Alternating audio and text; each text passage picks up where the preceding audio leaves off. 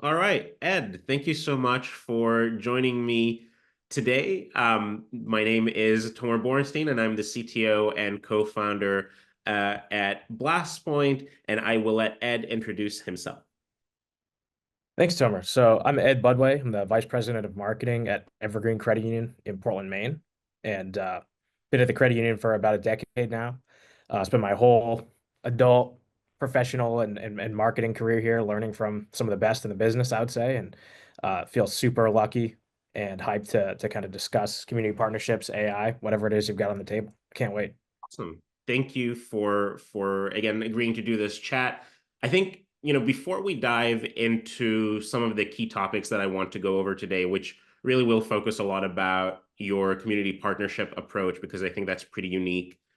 Tell us a little bit about Evergreen in general. Tell us about your territory, some of the things that are going well for you guys, some of the things that, you see as upcoming challenges. I know that compared to a lot of other credit unions, especially in 2024, you guys are in a little bit of a different situation, just given how fast your territory is growing. So maybe you can tell us a little bit about that.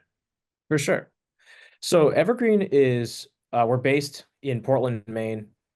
We've got the southernmost six counties of the state in our territory, and we have branches in essentially one of the counties, Cumberland, in the middle. We just got access to the other counties in the last 5 or so years, but started in 1951. The credit union grew pretty slow until about 2015, 2016, when our new CEO, Jason Lindstrom, jumped on board. And from there, we really focused on growth, focused on community, focused on empowering our staff to make the right decisions, to get everyone compensated well, inspired, and basically adjusted a bit of the mission and vision and values to essentially boost the credit union to what it is now. And we doubled our size from about 250 million to 565-ish million today, November 2024, in 8 years. So in 8 years, we doubled our size essentially, and have really done a lot to develop new products, serve our membership better, get around to all these other counties, even though our branch presence is really only in one. But we've got a lot of plans to grow and to keep kind of spreading the opportunity that we have in the community for our membership.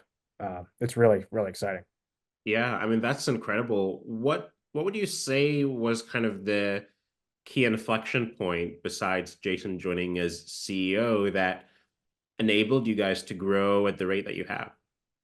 I think there's a couple of things. I won't discount kind of the tailwind that we have. Southern Maine, Maine in general, but Southern Maine has definitely been growing a lot. And in since the pandemic in 2020, a lot of people kind of moved to Maine from other states, other areas, and they brought obviously their resources, their jobs, their needs, and came here, helped boost our membership a little bit. But I think a lot of that was also the freedom for our team, the VPs of every department, and then for the marketing team specifically, to kind of go wild with a larger budget and try out different vendors and try out new avenues for marketing, and that includes community partnerships. We really went from essentially zero community partnerships to 17 strong community partnerships that involve essentially cash resources, but also the resources of my team and others here at the credit union. Yeah, so maybe we can dive and dig into the community partnership aspect, because this seems like, so if I'm sort of reading this right, you guys essentially were in a position that because of all the growth the area you work in was experiencing, you could try a lot of different things. And one of the things that you tried and really saw a lot of impact with was your community partnership program. So can you tell me a little bit about how that community partnership program started, a little bit about what it looks like, and maybe some examples of how it has resulted in sort of tangible benefits, both for you as a credit union organization and for your members, which obviously related, but maybe we can take both of those a little bit in separate tracks. For sure, for sure. So it started in, again, 2016. Our president and CEO, Jason Lindstrom, jumped on board, and the board of directors really charged him with becoming a true community credit union. I mean, as credit unions, you kind of have that struggle of like, how am I different from a bank? Obviously, we all know on the credit union side how we're different, like no shareholders, but our members are the shareholders, volunteer board of directors. There's really only the focus of helping your community and your members at credit unions for the most part. But to the outside world, it's a little bit harder to kind of differentiate. And a lot of these guys don't understand the real difference. And so our board and Jason wisely kind of came together and said, hey, we've got a new CEO. We've got new missions, mission, new vision, new values. We also really want to be that community focused credit union. And we went from 0 community partners to 17 in 8 years. And these partners, they vary from local sports teams, like the Maine Mariners are ECHL affiliate for the NHL. They also include mostly charitable organizations or 501(c)(3)s. They're all organizations that we focused on over the last 8 years that are kind of at crossroads in the community. So where are people where do people need certain things, or where are people benefiting from in the community, whether it's local trail systems or the environment focused stuff, or it's your pets and adopting animals that need help, or again the sports teams. Those are a little bit less on the charitable giving side, but more of the, hey, this is what kind of makes a community vibrant and inspires our kids to jump into sports and and really grow into something that can be more than what it is. It's interesting because the community partnership aspect kind of gave us a third realm. Like you've got your deposits, your loans, your other Hmm. types of products here. The other ways that Evergreen's trying to obviously make money and serve our members, but the community partnerships is that third realm of access and of honestly pushing good into the community in a way that isn't just money based. Yeah, I think that's so important. And I think, people listening, working at credit unions know this, but one of the things for every credit union, not just for you guys, is, the differentiator is that it's, by members, for members, and there's that community aspect. And especially now with sort of increasing competition and bigger banks, it's exciting to see credit unions that are able to lean into that and make that really work for them, rather than kind of going the other direction and saying, we're going to sort of digitize everything and kind of copy the big bank method, and essentially show that this method can work for credit unions and not just help them survive in this competitive landscape, but thrive. Hmm. So, when we're talking about, let's say, take one partnership, what does that relationship look like? Who manages that relationship at the credit union? Um, yeah, what does the more tactical view of that look like? Great question. So I think this will kind of explain a little bit about how we do things differently from a lot of banks or other larger kind of for-profit companies when they're supporting a an organization in the community. And the first thing that we do, obviously, besides going to some of the events of a certain partner or just literally reaching out to them via Instagram or via an email to kind of make that first connection, you determine what partner, what kind of organization you want to look at based on what they're doing for the community. One example is the Animal Refuge League of Greater Portland. So that organization is located in Westbrook, 5 minutes away from our home office, and we see what they do in the community in terms of animal adoptions and spay and neuter clinics, and they do all of these different things that people in our area really appreciate. Everyone here has got a dog or a cat or a bunny, whatever it is. We all love our pets, and obviously during COVID, that kind of exploded Hmm. into everybody's getting a dog and a cat and whatever. But we partnered with them because all of us were really kind of moved by what they actually do, whether it's on the medical side or just housing all these animals or pulling them in from an affected area across the country and prepping them for adoption, making sure they're healthy, happy, ready to go and fostered. But we essentially, other than making the initial relationship, there's a financial aspect. Obviously, you're not a full-blown primary community partner without at least a small financial aspect.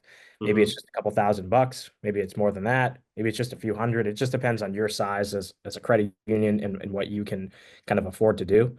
But that obviously helps them accomplish the things that they need to do, whether it's their just day-to-day operations, keeping the lights on, or maybe it's for specific events like a big fundraiser or a different kind of yearly event that they have to spread the word of what they're doing. You've also got the kind of teamwork aspect. I think that's what differentiates us from a lot of other credit unions and probably from a lot of the big banks and other organizations is my team of four is truly dedicated to offering marketing resources to these guys. Like obviously the first things first, we make sure that our messaging in the community is strong, that people know what products we have, people know kind of where the rock financially for them. But we go in and have direct email access. I've got the cell phone numbers of every one of the directors of the different community partners that we have. And at the Refuge League specifically, it's gotten to the point where a couple of our teammates are on the board of these organizations. Wow. They've got pets that they adopted there that they're obviously in love with and really have a strong relationship with that specific organization. And the team aspect of us offering our expertise on the marketing side, but also the volunteer aspect too. We've got 100, almost 130 employees, and we've got a lot of volunteer opportunities that my colleague Gina Coates is managing in terms of community partnerships, and she brings to the table all of the different opportunities for a 5K run, or whether it's the Animal Refuge League's Shelter Sleep In fundraiser, uh, Hmm. or there's just a lot of different aspects that I think we pump in there.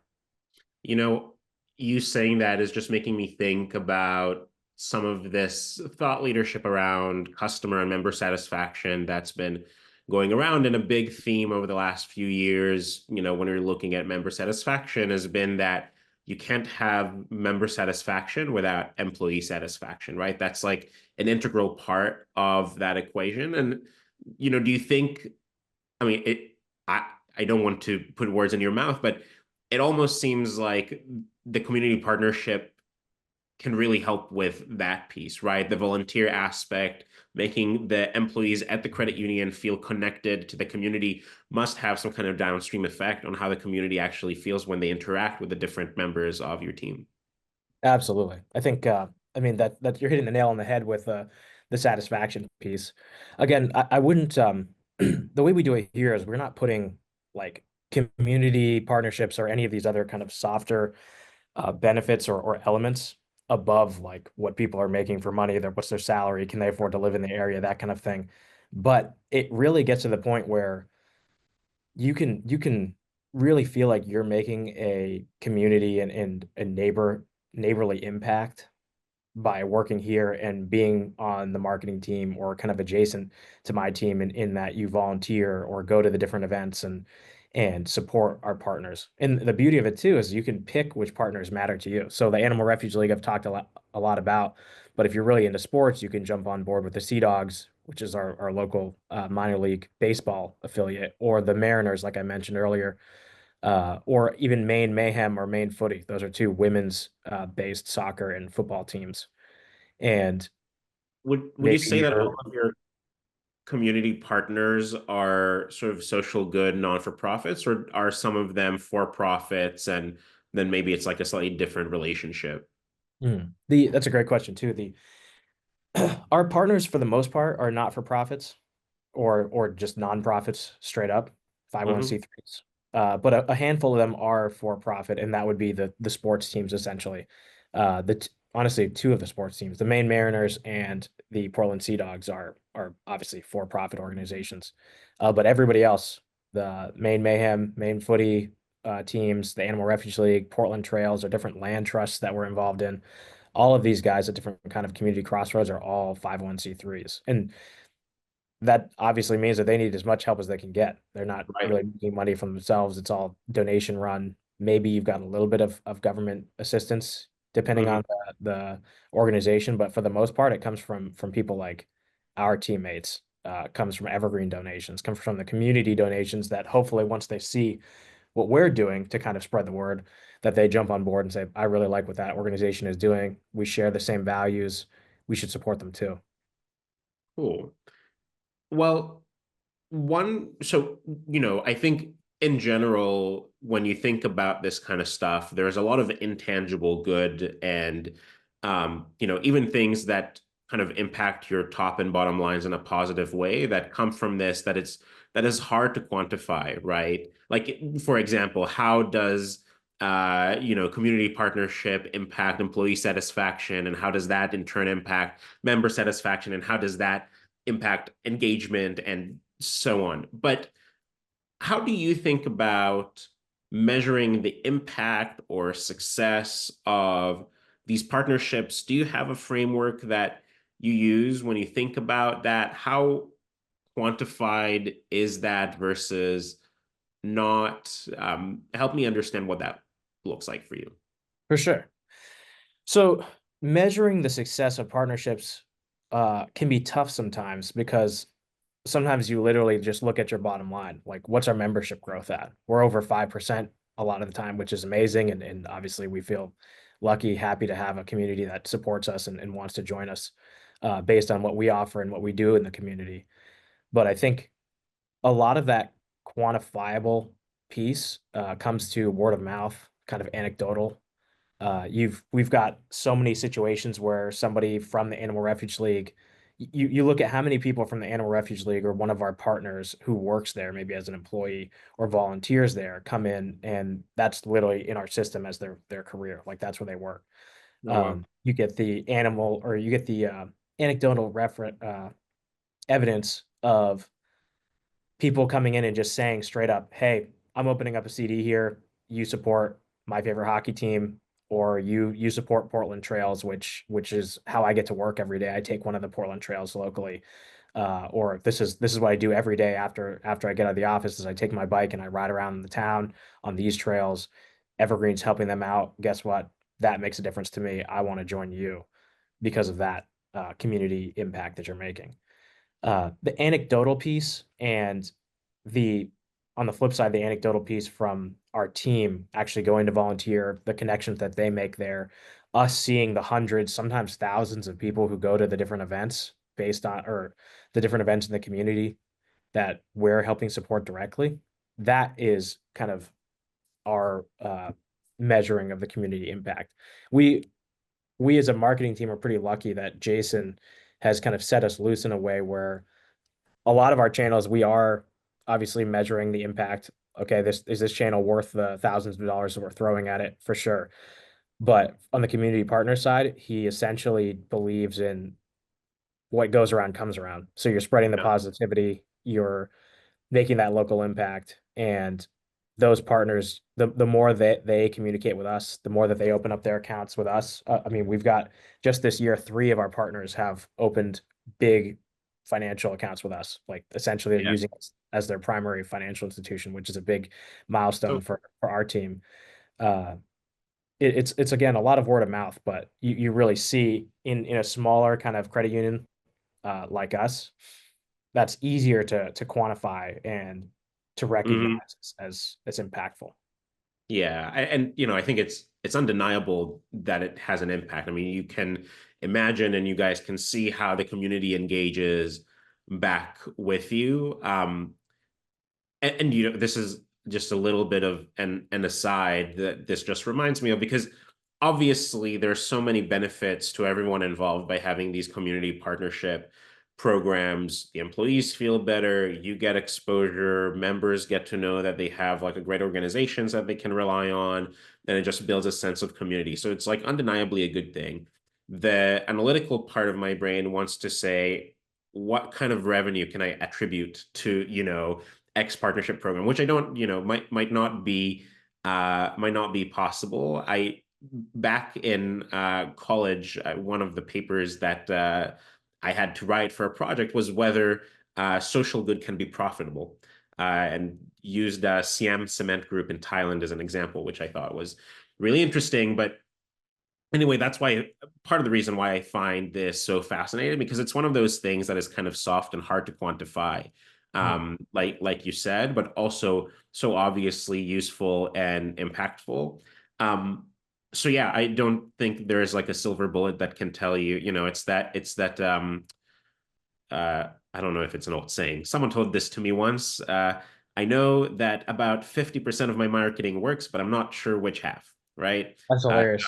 so always thinking about attribution and things like that. Um, I'm curious. So there's the actual events themselves. Mhm. How do you, as a marketing function, kind of use your resources to amplify those events and get engagement with those events? For sure. For sure. It's a good question too. And this actually can kind of makes me think of another kind of quantifiable piece and give us a little bit of evidence that this is working. Uh, we're not only are we attending our community partner events and helping them by volunteering uh, or essentially helping them even plan or brainstorm what they should do for their events or give them the cash to kind of accomplish them. We're also pushing via our network, our 31,000 members, uh, via social media and via their social medias, of course, but also via email and other channels here. So you can see how many people are interested in our community partnerships by really high email open rates, all the clicks to kind of donate to their organizations, all of the comments on Facebook or Instagram where people are saying, that's where I got my dog, or I love the Evergreen Cemetery Trail in Portland. Like this is where I walk all the time. Thanks for supporting Portland trails. There's countless comments, reviews, and and obviously the click and open rates on our internal communications that kind of show the positive impact there and the numbers of people who are affected by it. But that's I think it's kind of a it hits It's a in two really ways. cool nugget because I think that is a pretty good way as a credit union to measure the success of your various partnerships and events is by using these proxy metrics on social and perhaps other channels like email to see how your existing members are engaging with communications about these partnerships and events. That's fascinating. And that's exactly the kind of like proof in this analytical proof that my brain is always looking for. So that's really cool. How do you see the future of the program evolving? What do you guys have on deck for the next few years? Yeah, it's a that's a great question too. It's interesting because you only have so much bandwidth as a team to kind of manage your community partners and make each of their relationships more vertical. We Mm, can obviously continue to go horizontal and spread out to more partners. We have a kind of way of looking at it where there's primary partners where you've got that the the financial impact and commitment. You've got the marketing team's commitment. You've got the Evergreen volunteers commitment. But there's also smaller organizations in the area that kind of they might ask us for a little bit of cash or word of mouth, or we might kind of just help them with their one event once a year. And those are kind of our secondary partners or just community organizations.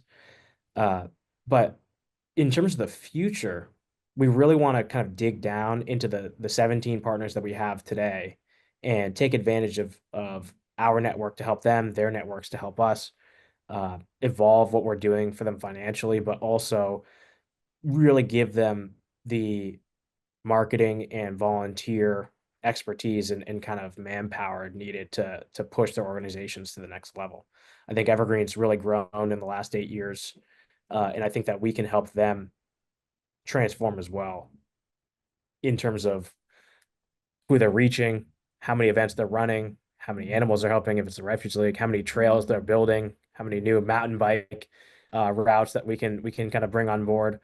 Uh, it, it's it's kind of something we want to dig deep and help the partners that we have today. And as our team gets bigger and as our resources grow, maybe we can add more partners in the future. yeah. So, what I'm hearing is, and that's a good point, that these partnership programs, especially the ones that you're going to invest like you said, those primary partners, it's hard to scale that beyond a certain point depending on the size of your team without kind of making it completely mechanized. And um the other thing that I thought was really interesting that you mentioned is that one way to address that is to essentially segment your partners into primary partners and maybe kind of secondary partners, I guess. Which is, it doesn't sound as good, but um Yeah. That makes a lot of sense to me. Um, is there anything else about the community partnership program that we haven't touched on that you think would be important to discuss? Yeah, so I think in terms of organization and in terms of kind of the bandwidth thing, I mentioned bandwidth earlier, but we did this year get the fourth member of my team, Gina Coates, who's our community partnership manager. And she's got a lot of big plans to essentially across the board boost the involvement and engagement with each of our partners.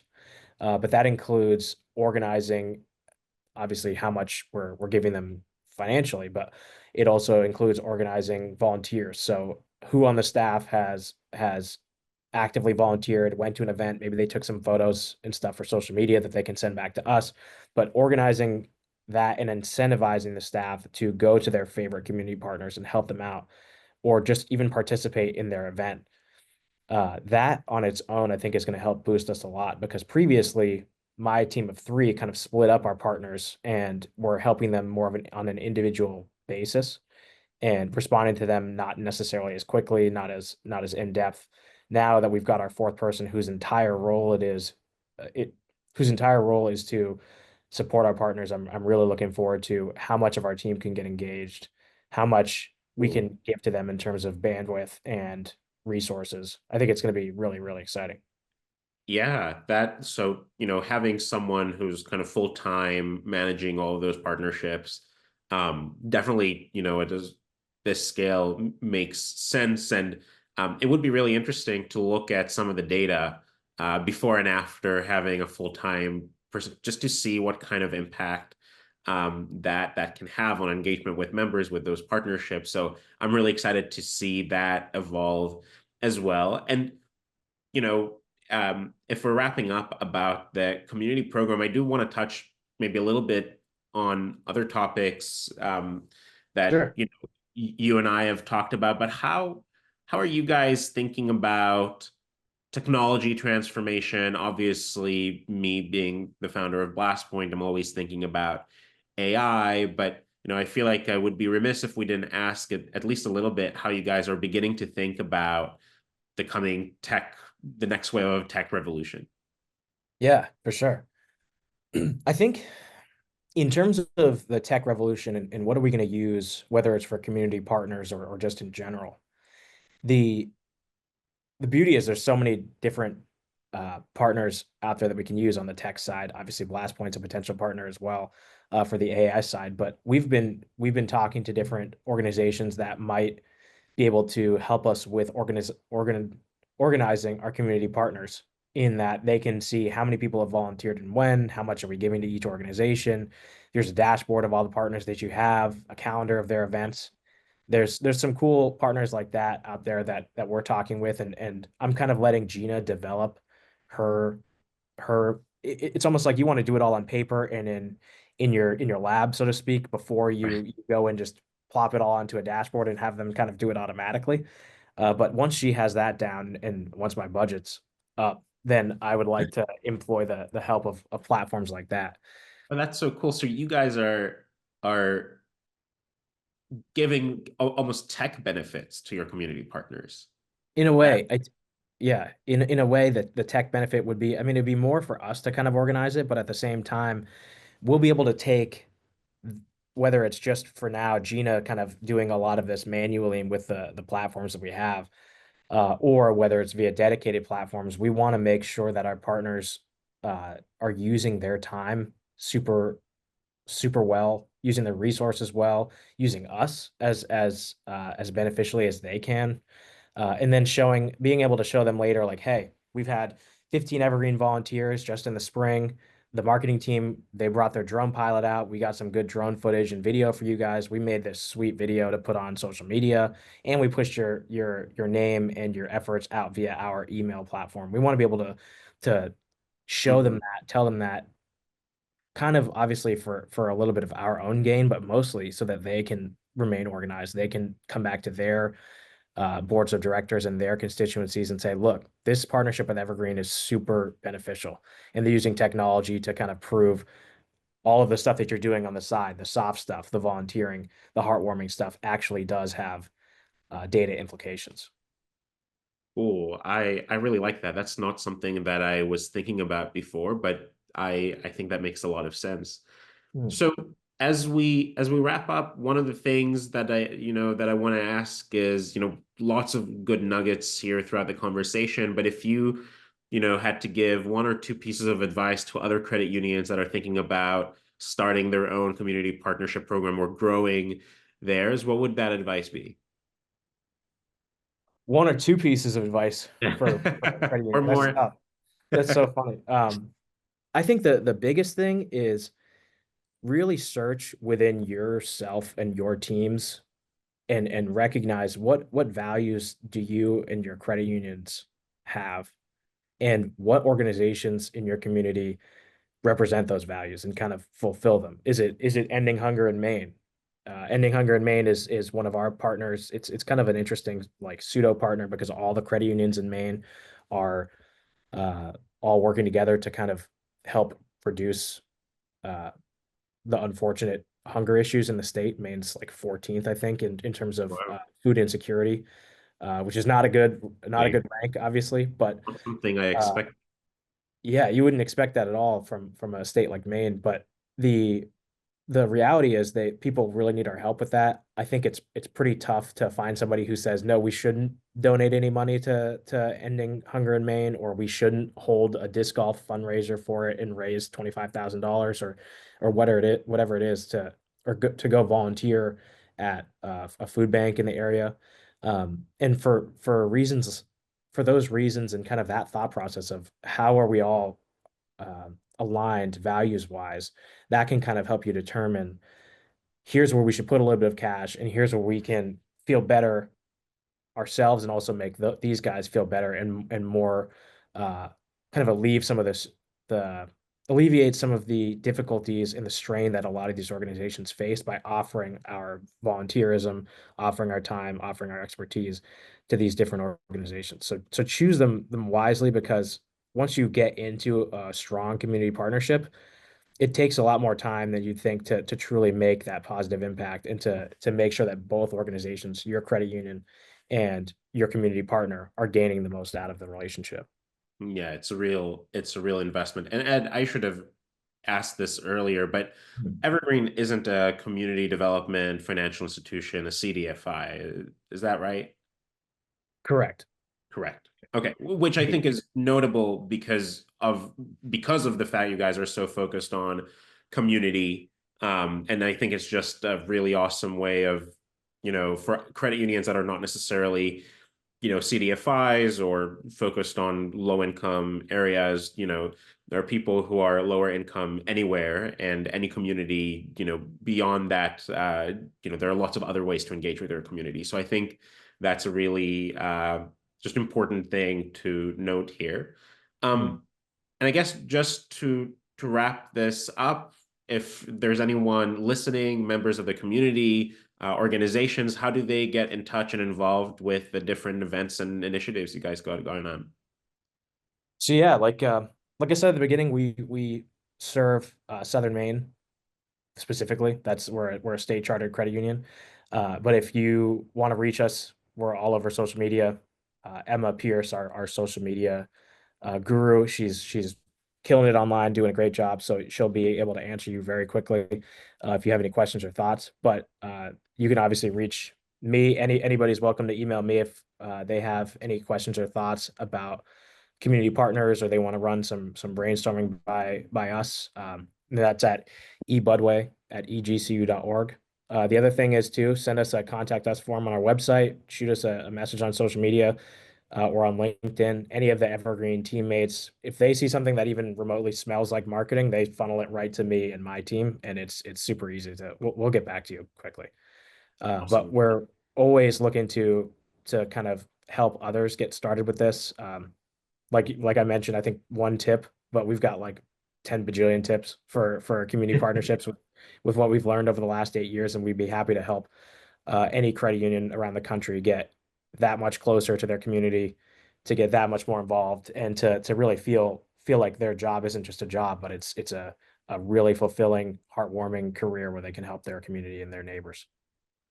I love this about credit unions, how collaborative of an industry that is, and I appreciate you offering that, and I'm sure everyone listening does as well. Ed, thank you so much for taking the time to chat with us. This is fascinating and I think really helpful for a lot of other credit unions that are thinking about how do we continue to more deeply engage with our community. So thank you so much for your time and good luck with Evergreen. Will be watching, and maybe next year we can do another check-in to see how the community partnership program has evolved. That's awesome, Tom. I really appreciate the opportunity and you kind of checking out what we're up to in our community partnership realm. But always happy to chat anytime, any topic. You've been a huge help to us and really appreciate your platform expertise and just the care that you have for credit unions and the attention that you're paying to everything going on in our world. So thank you. Thanks for saying that, Ed.